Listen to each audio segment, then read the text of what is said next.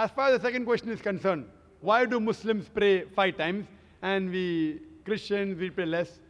The reason is, we Muslims, Salah is a sort of programming towards righteousness. See, normally people, they say pray. Pray is not the right translation of Salah. Pray means to ask for help. In Oxford Dictionary, pray means beseech. In Salah, we don't merely ask for help. Besides asking for help, we are getting guidance from Allah subhanahu wa ta'ala. In other religions, they only ask for help. In Islam, besides asking for help, we are getting guidance from Allah subhanahu wa ta'ala. For example, if the Imam, after Surah Fatiha, he recites the verse of the Quran, or Surah Maida, chapter number 5, verse number 90. Ya ayyuhalladhina amanu, oh you believe, innamal khamru wal maisuru, most certainly intoxicants and gambling. Wal anzabu wal azlamu, dedication of stones, divination of arrows, rijsum min amali shaitan. These are Satan's handiwork. Fashtanibu lalakum tuflihun. Abstain from this handiwork that you may prosper. Here we are getting guidance from Allah subhanahu wa ta'ala in our salah that don't have intoxicants, don't gamble, don't do fortune telling, don't do idol worship. These are Satan's handiwork. Abstain from it that you may prosper. So besides asking for help, besides asking, we are getting guidance from Allah subhanahu wa ta'ala and we are thanking Allah subhanahu wa ta'ala. So I prefer calling salah as programming towards righteousness. Programming towards righteousness.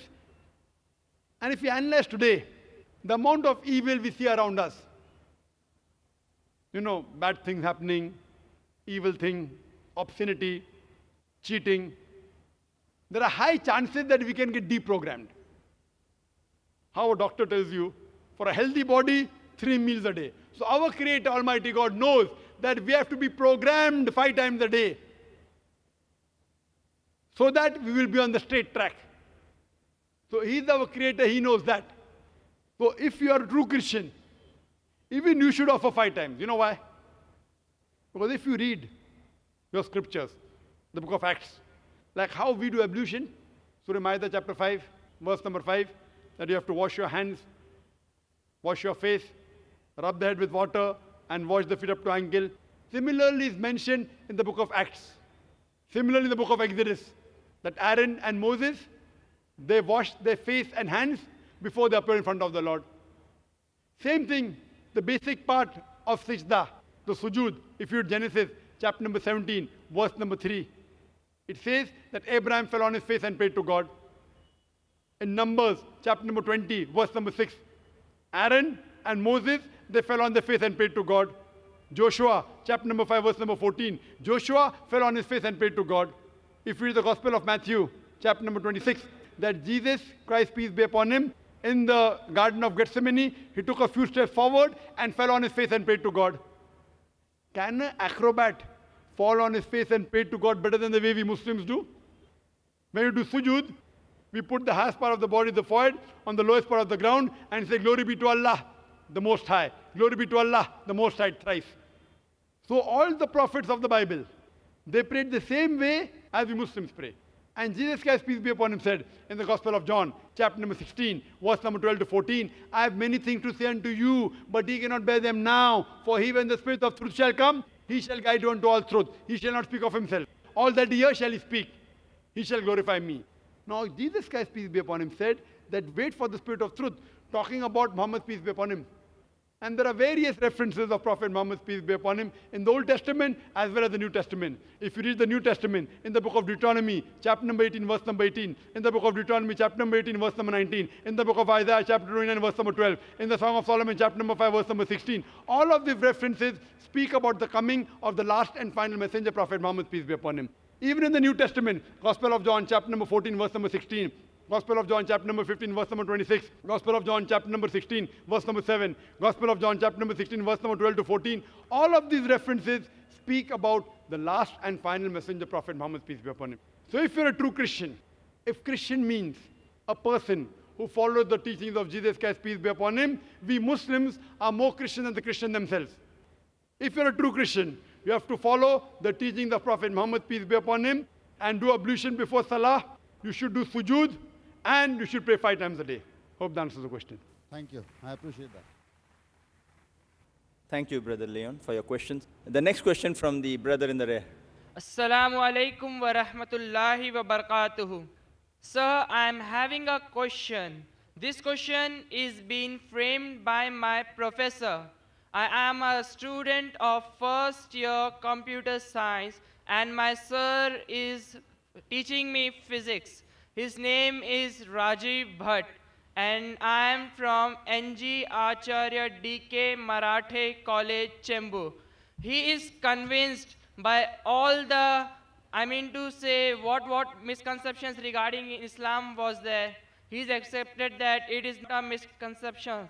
So he is not only convinced by his last point, that is ruthlessly killing of a goat during Bakrid.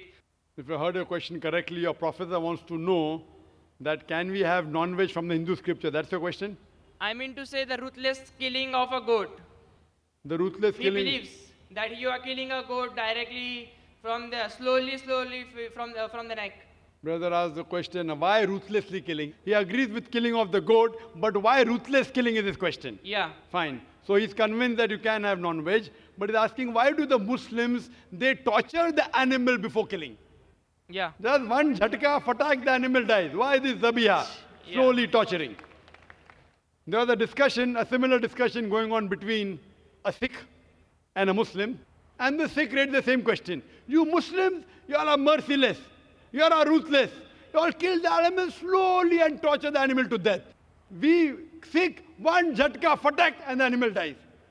So the Muslim replied, no, we Muslims, we are mard ka bacha, we attack from the front, we are macho. You Sikh, you all are coward. You are buzdil, you attack from behind. Anyway, this is not the real reason why we Muslims do zabiha. This was his wisdom, his hikmah. This is not the real reason why we Muslims do zabiha. The reason we Muslims do zabiha, that is Islamic slaughtering, is when we do zabiha, we cut the throat and the vessels of the neck and the windpipe without damaging the spinal cord. Because if the spinal cord is damaged, then there will be cardiac arrest and the nerve going to the heart will be severed and the blood will immediately stagnate. Now, when we cut the throat and the windpipe and the vessels of the neck without damaging spinal cord, the heart is yet pumping. And majority of the blood, it flows out of the body. Today, science tells us that blood is a very good media of germs and bacteria. So we Muslims, we are hygienic. We want to let the blood flow out of the body. When the blood flows out of the body, even the toxins and the germs and the bacteria that contain in the blood flows out of the body, there are less chances of having diseases when we have that meat. Furthermore, when we cut the throat and the windpipe and the vessels of the neck, the nerve which is responsible for feeling of the pain going to the brain is also severed. So the animal does not feel pain. The animal kicks and writhers. It is due to the gush of the flow of the blood outside the body. The kicking and writhing is not due to pain. It is due to the muscle contraction and relaxation. So the animal dies a peaceful death. In the method of stunning, very often the animal dies a painful death after hours. So the Islamic method of slaughtering is far more humane. And furthermore, if you slaughter the animal by the Islamic Zabiya method, the mutton and the meat remains fresh for a longer time because it does not have blood.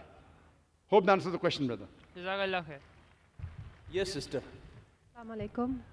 I'm asking this question on behalf of my friend who is a Hindu.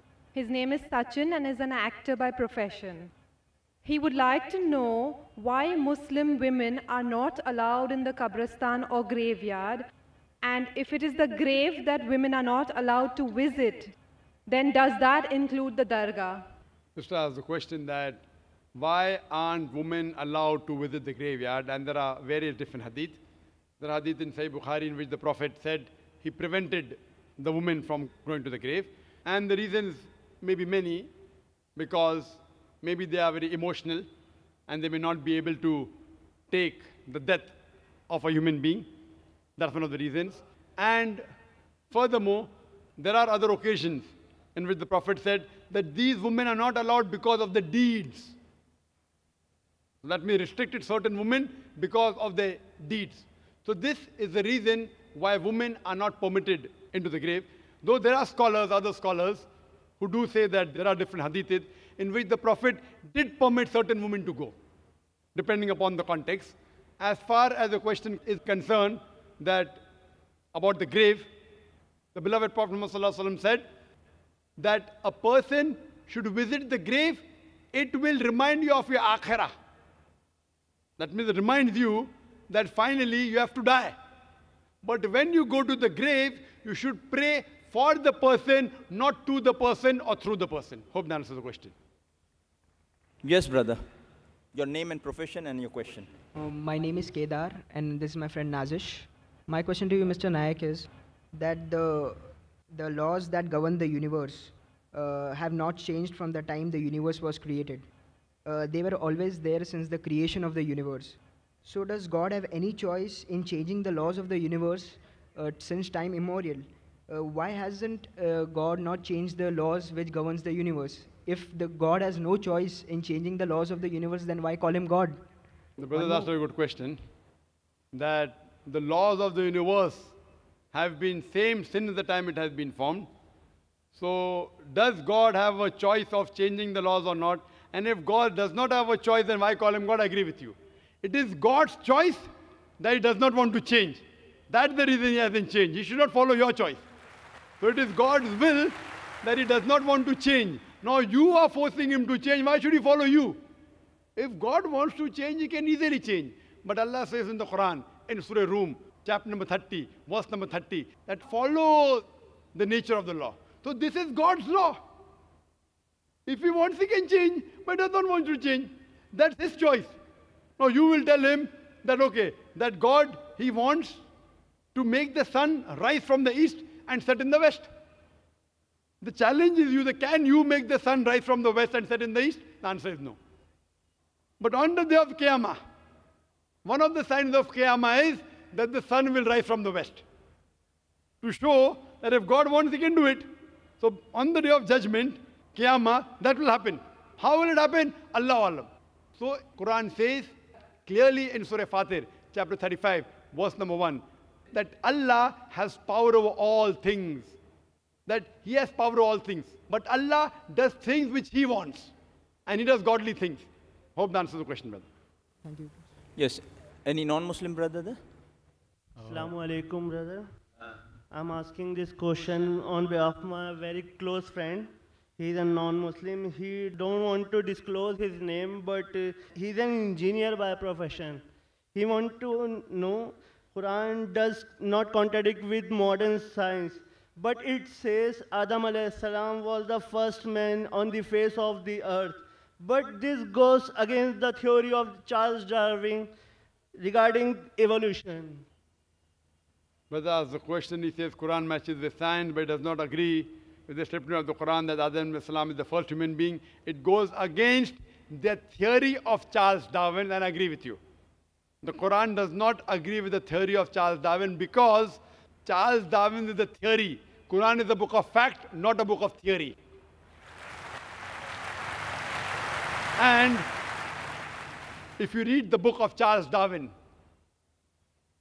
The Origin of Species, it says that Charles Darwin went on the ship by the name of HMS Beagle, which went on an island by the name of Calotropis. And he saw birds pecking in holes and niches. Depending upon the niches the bird pecked, the beak became small and long.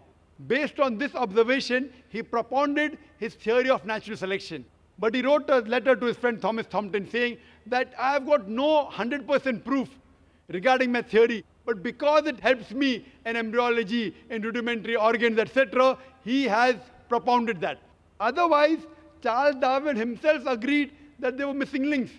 That's the reason in school, if we had to insult someone, we used to say that if you were present during Charles Darwin's time, then his theory would have been proved right. Insinuating he looks like an ape. So this is just a theory. It is not a fact at all. I have not come across a single book which is called as the fact of evolution. All of these are theories of evolution. And furthermore, according to P.P. Grasset, he says, it is letting our imagination run too wild just based on few vestiges that we are assuming that we have been evolved from apes. Today, science has found 4 waves. First is Australopithecus from the Ice Age, then Cro-Magnon, Neanderthal man. All these, what science has found, there's no link between them. And there's no proof that we have been evolved from ape. And according to Francis Crick, who's an expert in molecular biology, he says it is absurd just based on DNA to assume that our forefathers were apes. It is just an assumption. There are hundreds of scientists who have written against Darwin's theory. Darwin's theory has been proved false long ago. Now something has come on the internet recently, okay, Darwin's theory. These are just hypotheses. But certain things of Darwin, that life has been evolved from water, no problem. Quran says that in Surah Anbiya, chapter number 21, verse number 30. So certain things are correct. But as a whole, that human beings have been derived from ape, it's unscientific, it's a theory, and that's not a fact. Hope that answers the question. Any sister? Assalamu alaikum, brother. This is a question from a non-Muslim audience. Her question states that we see on television many women being tortured in Afghanistan. Why do Muslim men torture or degrade women in Islam? Sister asked the question that we see on the television, that Afghanistan, Muslim men are torturing women. So why in Islam, Muslim men torture and degrade the women? Sister, this question was replied just a few days earlier on the second day of the conference, on Saturday. On Saturday, 31st of October, I gave a talk, Women in Islam Protected or Subjugated. And I gave the talk in detail. So ask your friend to watch that tape, watch the DVD. Inshallah, it will answer all the queries. Regarding your main point that she saw on the television, that in Afghanistan, Muslim men, they are beating the women. And once when I was traveling, I came across a Malaysian couple. Both of them were doctors. They said that they spent more than a month in Afghanistan. And they told me that what they saw on television, the Taliban's beating the women, they aren't Talibans. So I asked them, how do you know? They told me that we have been in Afghanistan, we have spent more than a month. We know how the Taliban tied the turban. When we see an Arab, we feel all Arabs the same. Emirati, Saudi, Kuwaiti, but they themselves know that a Saudi ties the Qatra in a different way. An Emirati ties in a different style. If you go to a Kuwaiti, different style. So similarly, the Talibans, they have a particular style of tying the turban. So what she told and what he told the couple, that what they shot, even that they didn't do properly. That means they could shoot the parting of the sea in Hollywood. 10 Commandments. Moses, peace be upon him, parting the sea, but they made a fault when they show Muslim men in Afghanistan beating the women. So therefore the Quran says in Surah Hujurat, chapter number 49, verse number 6, whenever you get information, you check it up before you pass it on to the third person. What we realize, this is the gimmick of the media. And in the last conference, 2008, my last talk was Media and Islam, War or Peace. And I showed how the media goes out of the way to malign Islam. I'm not saying all Muslims are 100% good Muslims. There are black sheep in the community. But what the media does, picks up these black sheep and portray as though they're exemplary Muslims. And many a time, they show things which are absolutely nonsense. It does not exist in Islam. So ask your friend to watch my tape, Women's Rights in Islam, Protected or Subjugated, and Media in Islam, War or Peace. Hope that answers the question. Yes, brother. My name is Vinod Sayaragat. I am doing research on this subject of a spiritual science, aura. One Muslim lady I have treated for breast cancer. She was operated for one breast, right side breast, in Tata Hospital. And second time she got breast cancer in the left breast. And when I have taken photograph of that lady, I came to know about the salt that was present, animal salt, what non-veg you are eating. Animal soul you can visualize in the shape of that animal only. So this is an energy, and electromagnetic energy of any kind is the root cause of 99% of health problem. Say mobile. How much mobile is danger? To kill 100 crore people of India, the mobile itself is sufficient, And government doesn't know, medical science doesn't know the science of spiritual science of invisible energy, that is electromagnetic energy. Any electricity. Brother, Dr. Zakir is a medical and a science student. What I would suggest, let us keep aside the background. Ask your question, yeah, brother. Eating a non-veg, it is a process which is prescribed, how to cut the animal. So if it is cut at one shot, the soul goes out, energy goes out, and you don't get any health problem from that meat. But if it is not cut properly, and it is cruel way it is cut, the energy remains in that meat, and you don't know when you are going to get that type of meat. If it is cut in a jopalpatti, and if it is cut in a factory, then it will, souls goes out, there is no harm in taking that meat. But if it is not cut properly, then you are going to get cancer, paralysis attack, and this is happening what I have observed for 10 years with the photograph. Now there is each and every topic. Brother, will I answer? Will I answer? Brother asked a question saying that there was a Muslim woman and he cured breast cancer, then she got in the other left breast and she cured the cancer, and then he went on to say that the animal, if is killed, immediately the soul goes out, no problem. If animal is killed ruthlessly, it remains, and there's a problem and cancer comes, in short. Brother, I'm requesting you again. Why don't you join the Tata Memorial Hospital of Cancer? I know the doctors there. Yes, I can tell you. Brother. Government has made a law, Drugs and Magic Remedy Act 1954, brother, which says that so many diseases cannot be cured. You cannot claim for the disease, and that is 99%. Now, Brother, I haven't answered your question. There's 5 minutes left. We have to give other people a chance. I'll answer your question. Government is rightly not giving you permission because we don't want to have more problem in the hospital. What you have to do, yes, medical science if you is can cure cancer, why are you standing here? You will get the Nobel Prize. Medical science is You will 400 get the years Nobel old, Prize for science if you can cure cancer and cure the diseases just by spiritual thing.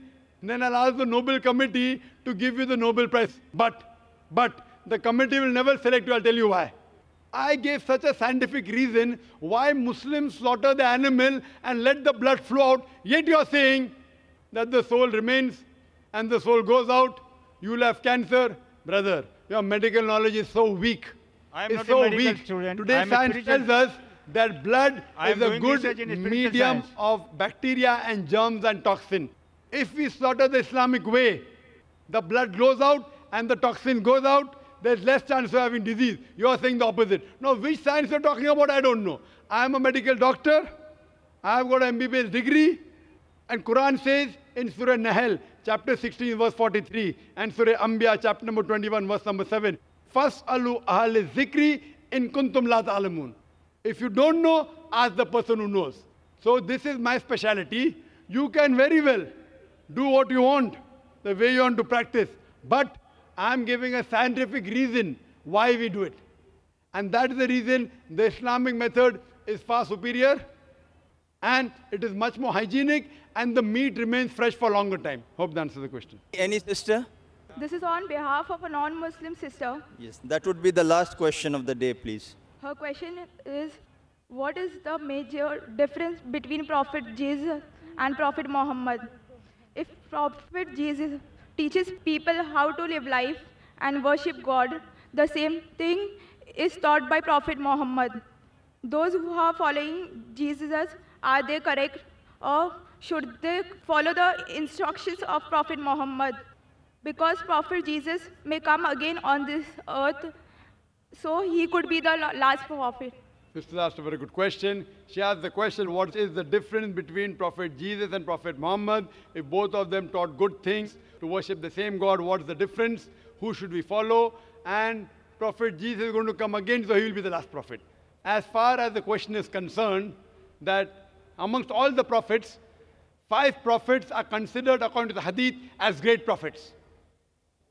Prophet Abraham, Prophet Nuh alayhi salam, Prophet Moses, Prophet Jesus, and Prophet Muhammad, peace be upon him. So we consider Jesus Christ, peace be upon him, as one of the mightiest messengers of Allah subhanahu wa ta'ala.